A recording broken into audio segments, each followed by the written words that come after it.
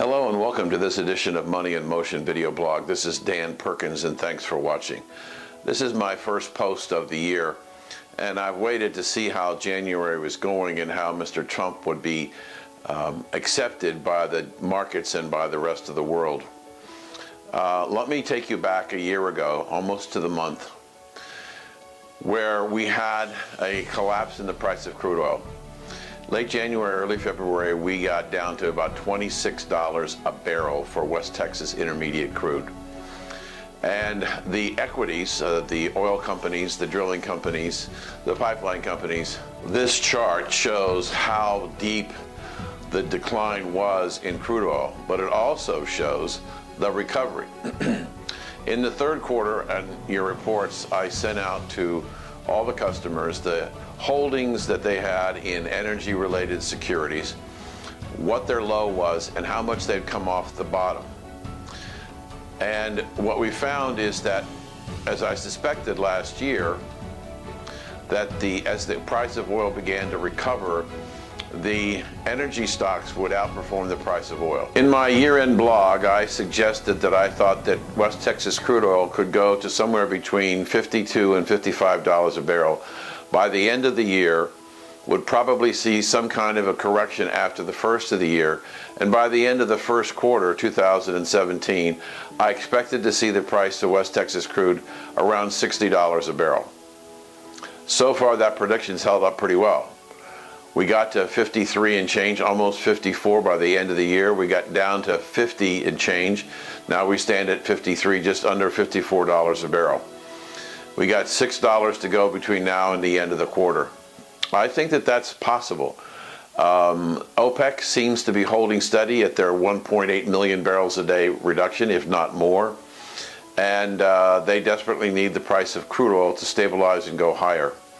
So our portfolio in energy stocks has just blown away the market in the first month of the year, way outperforming. And I expect to see that to continue. I've said to some of you as we've talked, I'm looking for about $63 a barrel for a major change in the market. You see, I believe there are a lot of people who still aren't convinced that this rally in energy is for real and have not gotten into the market. So they left themselves and their portfolio underexposed or with no exposure to energy equity. And I think at about $63, what will have happened that the investors who have shied away from energy will have seen they've left almost $40 on the table in the recovery and will want to get into energy before it runs away from them. So at around $63 a barrel, I think there'll be a slingshot effect where we'll see a significant rise in the price of energy stocks. And I think that could happen sometime in the second quarter. The Fed has decided it wants to raise interest rates. They've indicated they want to raise rates 3 times in 2017.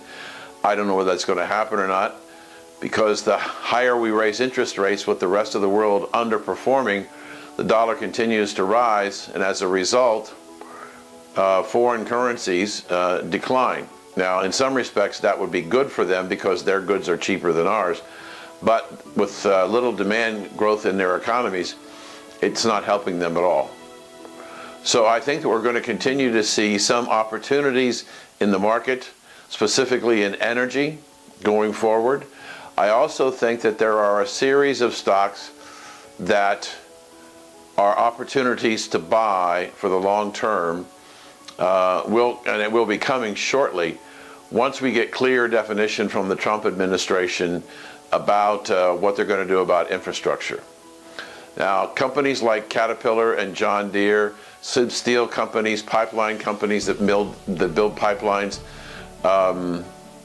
Halliburton and other companies, which I'll do a report on in a few weeks, may be a very attractive buys longer term as we begin to rebuild the country, not only our infrastructure, but our manufacturing and jobs capacity.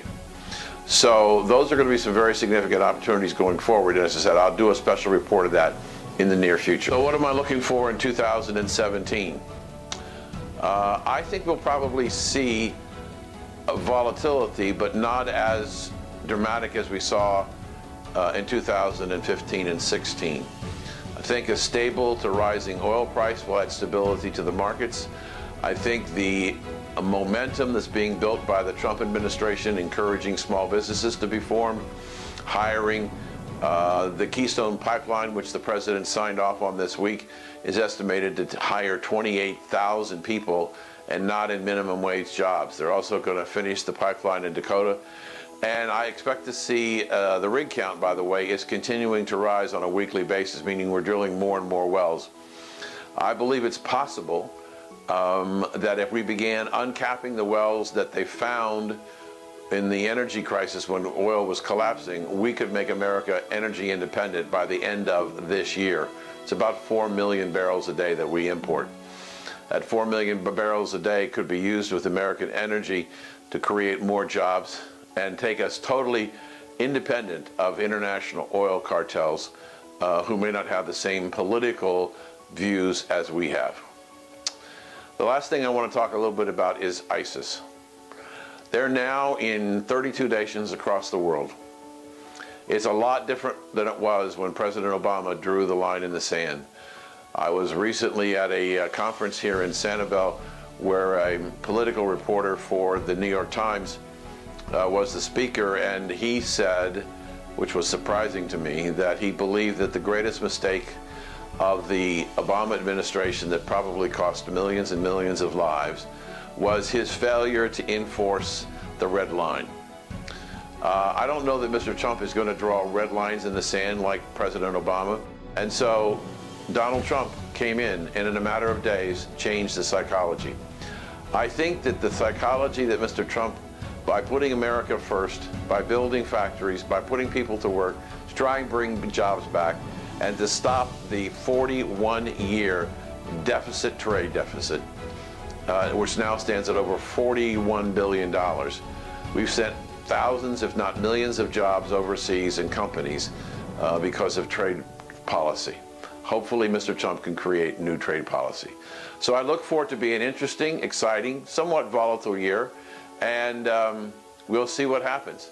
I think we have some great opportunities. Our portfolios are doing extremely well, outperforming the market in the month of January, and I hope to continue that. So if you have questions, please feel free to give me a call or send me an email. This is Dan Perkins, and thanks for watching.